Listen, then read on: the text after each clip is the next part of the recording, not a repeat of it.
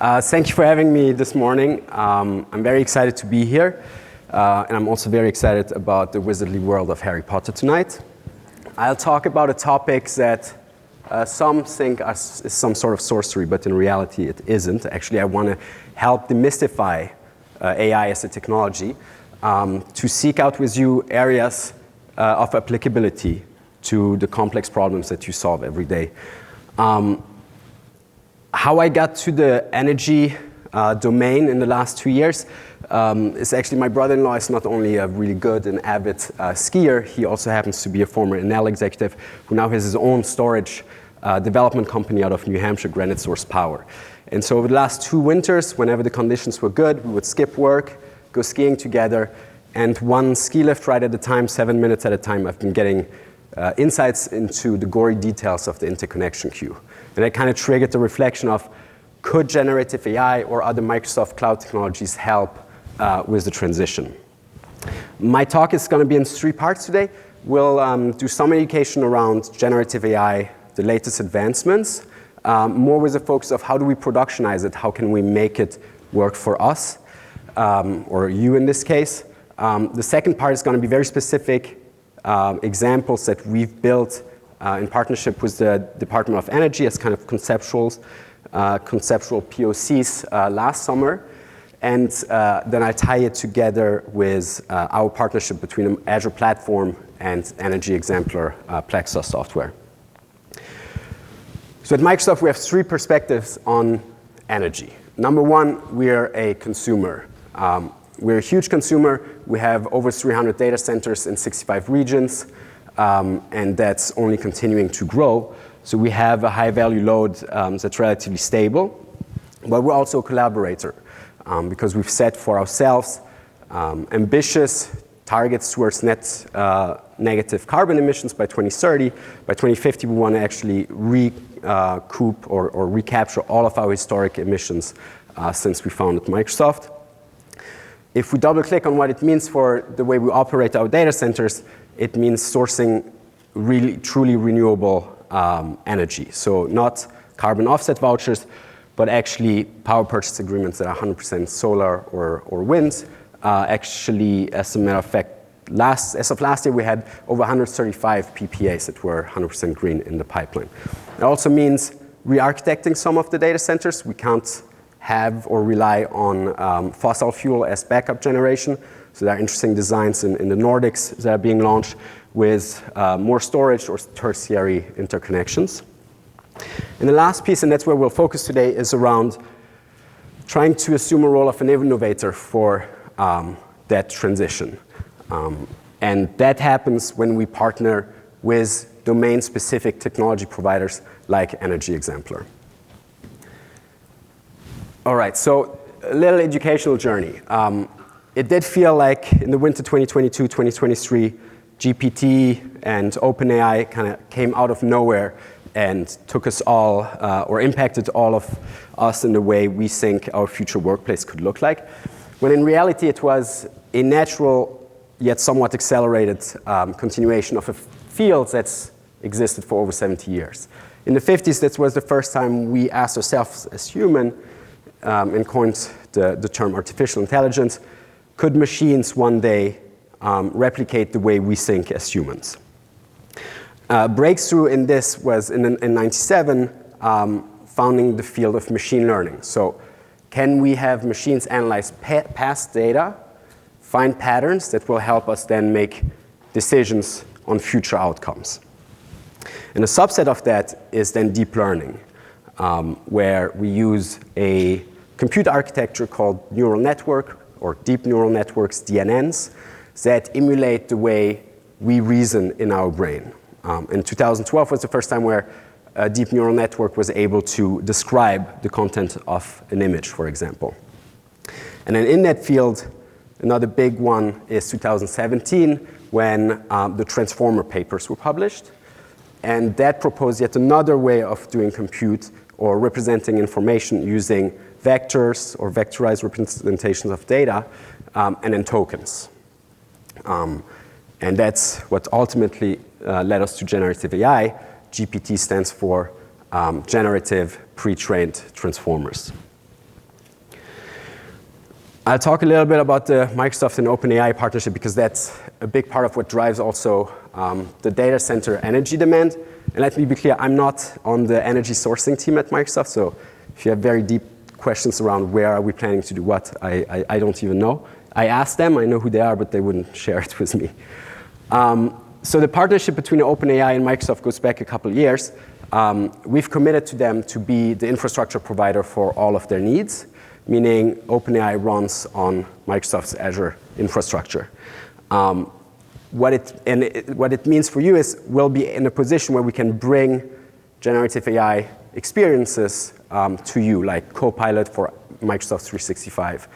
But it also means that you, as a Microsoft customer, can get access to generative AI models like GPT-4 or for Turbo, the newest ones, all using your virtual private cloud or your private networks, so never leaving to the public internet. And then you also get SLAs on data privacy, things like this. All right, let me talk about this for a moment, responsible AI principles. Because it's important that we get it right, because we think it's going to impact a lot of the way we all work. As a matter of fact, 2 weeks ago, the Attorney General Campbell in my home state, Massachusetts, published guidance around how he is planning to protect his constituents against applications that use artificial intelligence at the basis. Arguably, this should be done at the federal level because it'll make your work a lot easier who operates across multiple states, a little bit closer to the like the EU has it with GDPR. But the sentiment of where it's the origin, where the idea originates is the right place. It's to make sure that when we launch these new experiences, we do this with inclusiveness, transparency, and fairness in mind. Let me make very concrete examples that we often use internally also when we reflect about the experiences we're launching. If you were a loan originator, for example, and you were designing a self-tuning algorithms that would help you quickly decide yes or no, should this consumer be able to get a loan. Very likely you would use the 30 years of data that you have, big data set with have they been improved in the past, who has defaulted, who is relinquent on their payments, but also big socio-demographic data sets that you would ingest. And if you weren't architecting it in the right way, more likely than not, you would end up with some sort of bigot algorithm that would disenfranchise a subset of our society more than another. And so we hope that the guidance is going to become regulation and that we'll all have to be transparent about how these algorithms have been built. And it's important that we, all of us, get this right so that we don't extend past biases in the future. So with these 6 core principles in mind, we're also building tools and building blocks for you as a company when you embrace AI to be able to have a stance on governance, have your own rules, your own training and practices, and then your own processes for accountability, so that in the future where this algorithm can be audited, you're ready to do so. All right, this slide is, and this is the last educational, this is what happens when you have your legal department try to bring to one point what we do with Azure OpenAI. I just want to be very clear because it was misunderstood when it first launched. None of your prompts, what you send to the models, or the completions that you receive back from the models, the embeddings or the training data that you use when you use Azure OpenAI, none of them are being persisted. So if you bring these experiences into your everyday life through Azure OpenAI or through Microsoft Copilot brands, we don't make it available to other customers. We don't use it to train the foundational models from OpenAI. We don't sell it to third parties, etc. So you can be confident that it stays your data. And that's important for the second part of my talk, where I'll make some examples where we enrich these models with relevant data to this industry. All right, on to the more exciting part of the talk. If we look at a high level, the performance of the GPT-4 models, and I think that explains some of the hype, is on standardized testing, they do super well. In AP biology, they would rank in the 85th percentile. The bar exam in the 90s, the LSAT in the 88s. So all of us should ask ourselves, how can I harness this power to make my everyday job or my everyday life in general a little bit better, get back more time to myself. And that's precisely kind of the dreams that I want to point out here is, what if we were able to converse with our grid data? What if I could ask in a natural human-centric way, tell me where I can expect outages in the next 48 hours? Where's the most likely geographical location of faults on the grid? Or where should I deploy storage to mitigate peaks? Now that alone from Microsoft, we won't get there, because that's when our technology meets your insights and data and models that have been run by PLEXOS. That's when we can actually make that dream come true. I'll share with you a demo, and I was told not to do it live, so I have a video recording of work that we did last September. So 1 week a year, all of Microsoft employees get an optional week off where we can work on a pet project. It's our global hackathon week. We can work with engineers from across the world, across the firm, on our own ideas. And a peer of mine had the idea of, could these large language models be applied to the interconnection queue? And we worked with a focus group from the Department of Energy called I2X, or the Interconnection Innovation Exchange. They were midway through a 3-year journey where their focus was bring in the different stakeholders, like the ISOs, RTOs. I know MISO was in it, for example, PJM too. Bring in the utilities, bring in the DR developers, the communities into one room to exchange ideas of how to improve the process.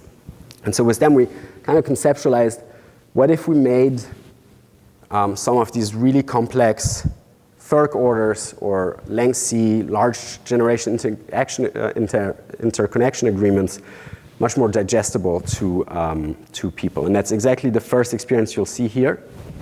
So what you're looking at is a chatbot that uses generative AI in the background to handle the summarization of large documents and the natural interaction with the user. And I'll be able to not only answer your question in succinct ways, like what is the new cluster study process as of July 2023, it'll also be able to show you exact reference in the documents. So you can build things that the Gen AI GPT-4, for example, would not be aware of because they've been published past 2022 when it was last trained. You can enrich them with your own data. Here, explain the steps for an interconnection request. It'll go and explain 5 clear steps what you need to be able to build your interconnection request. And again, show you references so you can be confident that it's grounded in the truth in the legal documents. That's an experience you can build today pretty easily. And I talk about how to do it. This experience, I think, might resonate even more with you. So this is, my team was working on this one. Here what we did is from Berkeley Lab, we got all of the queue data. We tried to standardize it nationwide for North America. And put it all into one database, and then had a model be able to retrieve that data. So here we're going to ask, show me the average total cost of completed projects that were wind or solar. And then it's going to build for me a T-SQL queries that I might not know how to do as a regular citizen, and then be able to execute that query with a retriever on the data set. And your data has never gone outside of your private cloud. And then I can do more complex things. Here from the queue data, show me the number of withdrawn projects as a pie chart by region. I can even have typos. He'll be able to still handle it. And then not only is he going to build the query, he'll also be able to retrieve the raw answers here as a table and then help me build charts. Now this experience is now in Copilot for Power BI, and that's what we're rolling out at the moment. At the time it had just been announced, so we were still working on a POC model here. And then the last question is going to be, show me the transmission owners with the lowest average point of interconnection cost for solars that were not 0. And so you can make these T-SQL queries more and more complex, and you'll still be able to handle them. All right. Just 2 more minutes of technical things, and then I'll pivot into the partnership with Energy Exemplar. I just want to make sure we really understand how these 2 patterns, for example, worked. It's called Retrieval Augmented Generations, or RAG. And how it really works is you have a question from a user that comes in at the front, and then a retriever. The retriever is in your private cloud, and it's basically something that will match the intent of a user to a vectorized search index. That's a vectorized representation of your data that you have brought in.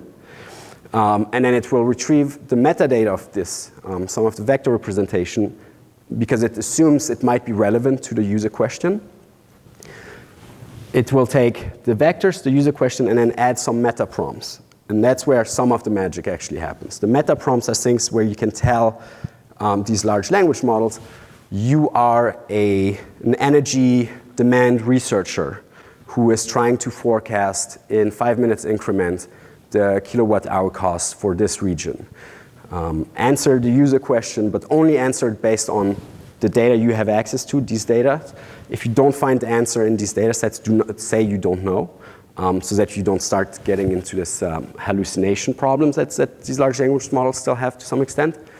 And so you send the meta prompts, the vectorized representation of your data, and the actual user question. That's what you send to the large language model, and that's not persisted. And that will be able to reason about the data and then give you an answer that's digestible for a human. This can be pushed really, really far. Someone mentioned GIS earlier.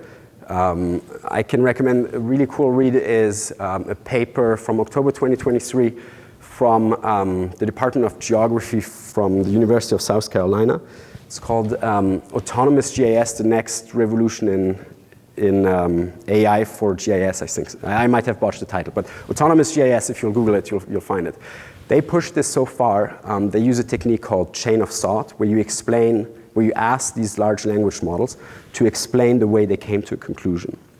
And so they have it, and with granted source power, we did a test where we asked it, show me all my parcels of lands and features like transmission line or wetlands with buffer zones all on one map.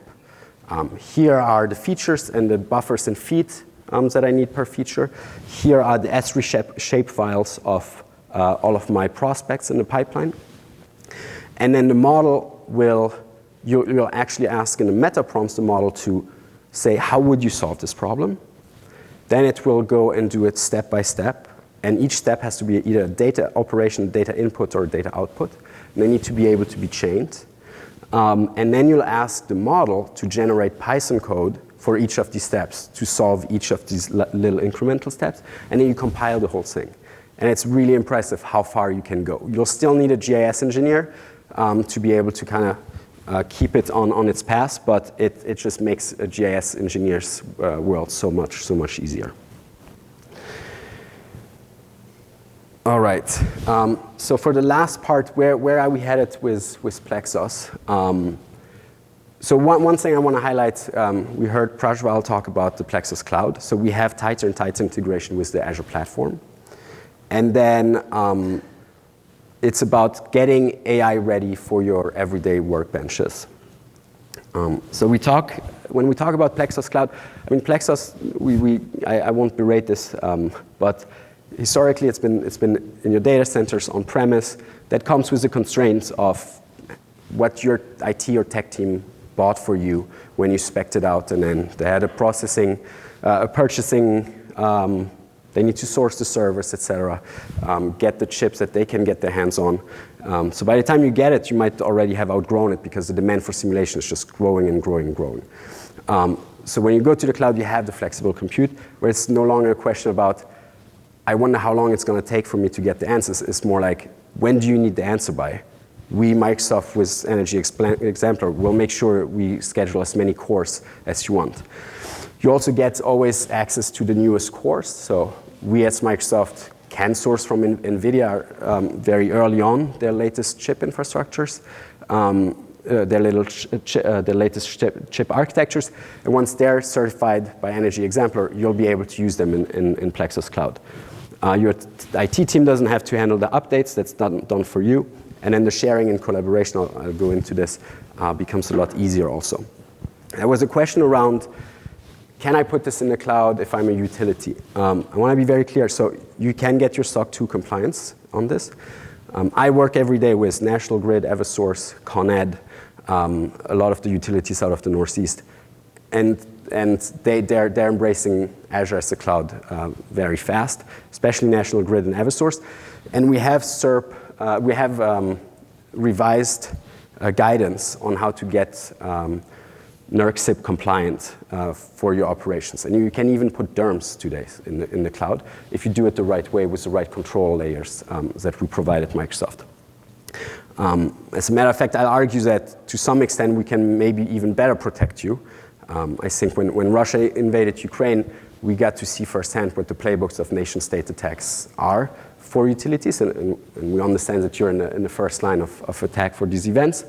We were also able to help bring back some of the Ukrainian grid by actually putting it on Azure a couple days later and protect them and putting them under the shield. And then the last piece is kind of making sure you are confident that you're built for the future when you embrace PLEXOS Cloud. So if we look at the different stakeholders and roles that interact with the system and where can they expect AI to kind of come, and I can't go into each of the workbenches. So if we start with the analyst, let's say there was a data set that wasn't in the PLEXOS suite already that you wanted to use. You wanted to enrich it with your own AMI data, for example. They would typically be the ones building the ETL pipelines, maybe write Jupyter notebooks that help you wrangle and stage the data so that the PLEXOS calculation engine can start ingesting it. They'll be able to do this in Fabric, the Microsoft OneLake, and there is a Copilot coming to Fabric that will help you generate code for Jupyter or coach you on how to build your ETL workflows. Then once you're in the calculation engine of PLEXOS on Azure, the output that we saw earlier in the demo can be in Power BI, and then we have a Copilot for Power BI coming so that your executives can, in a very natural way and human-centric way, build or describe narratives based on the intel that you've prepped for them in the PLEXOS engine. So with that, thank you. I do want to highlight I have a great appreciation for the mammoth, complex tasks that you all have to solve for our society. But I'm also a fervent believer that new technology can help us find answers to age-old questions like how do we get green finally?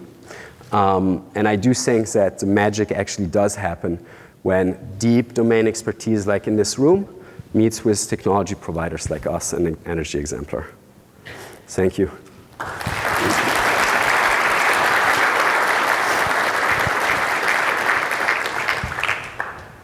I'm happy to take a couple questions.